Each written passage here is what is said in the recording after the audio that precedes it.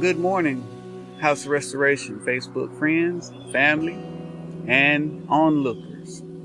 I'm Minister Robert, prepared to bring a word from the Lord on this glorious day. We'll be looking at the book of Genesis, chapter 1, actually verses 1 through chapter 2, verse 4. But we're going to narrow it down today, and we're actually going to just look at the first 4 words in the Bible. The first 4 words. And they say, in the beginning, God. In the beginning, God. Now you know that Genesis chapters 1 and 2 deal with creation. And we're going to just deal with the first 4 words in the Bible. The Genesis, the beginning, the origin. And we're going to talk about dissection. The title of this message is Dissection. The first word is in. In is a preposition in the English language, and it is used as a function word to indicate inclusion, location, or position within limits. Again, it's used as a function word to indicate inclusion, location, or position within limits. It's phenomenal that the first word is in because it's talking about location, where. It's talking about position, when. When is this happening? Well, it's happening in the beginning. We're talking about an event. And when we talk about in, we're talking about presence. We're talking about being present. And we're talking about the presence, being present in a moment, in a time. You know, it's kind of difficult in these times during the social media and technology time for us to be present within a time, to stay in the moment, to be in the moment. But I'm so proud of us as Americans right now. In America, a lot of people are being very much present in this moment, in these trying times. In the beginning, God. The next word, the. In the. The is an article, and articles are words that come before nouns or adjectives. And so that's very, very significant. In the next word will be a noun, and that's significant because a noun names a person, place, thing, or idea. So we have in something coming up, some person, place, thing, or idea that is going to come after this word. And that noun is beginning. In the beginning. Talking about location, position, the beginning. Beginning is not a person, it's not a place, it's not a thing. But the word beginning refers to an idea. It's a concept. And it is the concept of time. We're talking about time. Not the ending, not the middle, but we're talking about the beginning, the place, the position that we are reading and studying, and that the Bible talks about is the beginning, the origin, the source, where it all began, where life began, where hope began, where faith begins, where all that we see, where all of substance, all of matter, all of space, all of feelings begin. In the beginning. And the next word is the most powerful word. In the beginning, God. God. Now, God was present in the beginning. God is the supreme being. He is the author and the finisher of our faith. He is the creator. He is the beginning and the end. He is omniscient. He is Yahweh, the self-existent one. He exists in and of himself. No one came before him. No thing came before him. And he is the first and the last. He is our everything. And in the beginning, God created. God is the source. He is the origin of it all, because he was there in the beginning. Now, this is significant because, in human beings study and search for knowledge and wisdom and understanding, somehow we tend to want to kick God out of the beginning. But you have to consider the source. When someone tells me something, I say, well, were you there? I can't tell you about the beginning other than what I've read. Amen. I can't tell you what I have not seen with my own eyes. But who was there? Who can tell us about the beginning?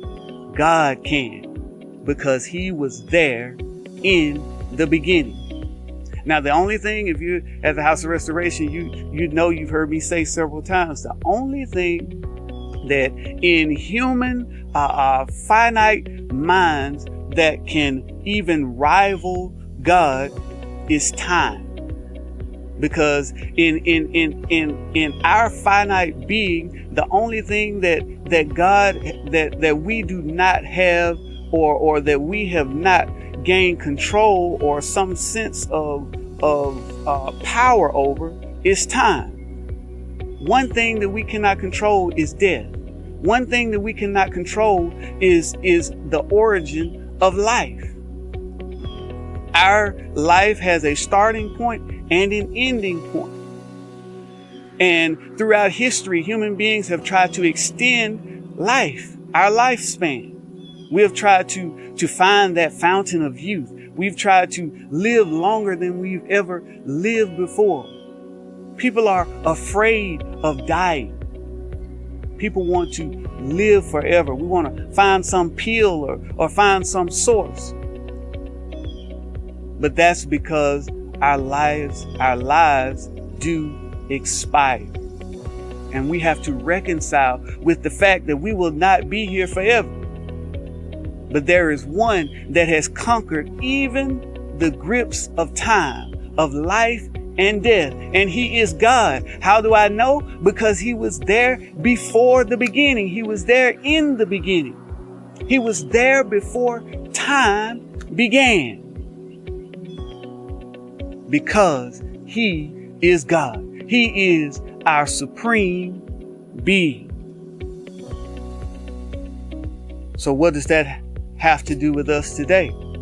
How does in the beginning God apply to our lives today? What do we do with that? Well, first, understanding that God is the source of everything.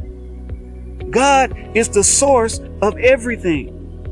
If you're looking for hope, God is the source. Turn to God. If you're looking for peace, turn to God. If you're looking for reconciliation, turn to God. If you're looking for forgiveness, turn to God. If you're looking for financial help, turn to God. As America is grappling with coronavirus and racial equality and social injustices, we should turn to God. He is the source. He knows the answer because he was there even in the beginning. He was there before the beginning. He's here with us now. He loves his people. He loves his creation, and he wants his people to turn to him. We often talk about Pastor Al and Sister Passion and myself. We often quote Psalm 121 verses 1 and 2. It says, I will lift mine eyes unto the hills from whence cometh my help. My help comes from the Lord. Saying that the writer is saying, I'm looking to the source. I'm looking to the source of my salvation. I'm looking to the source of my hope. My help comes from the Lord.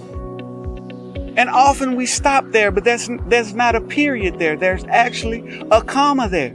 And that comma is very important. What follows is very significant. It says, I will lift mine eyes to the hills from whence cometh my help. My help comes from the Lord. And get this, who made heaven and earth, going back to the beginning. Meaning that he has power, he has knowledge, he knows all, he is all, he is in all.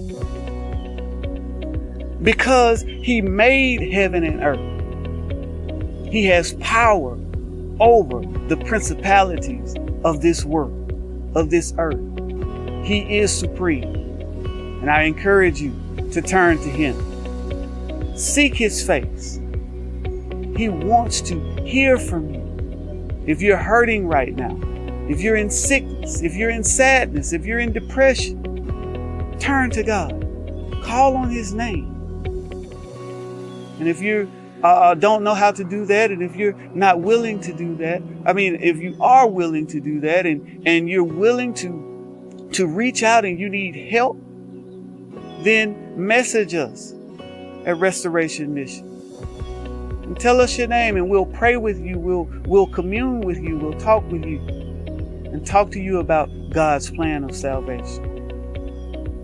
But always remember, go back to the source.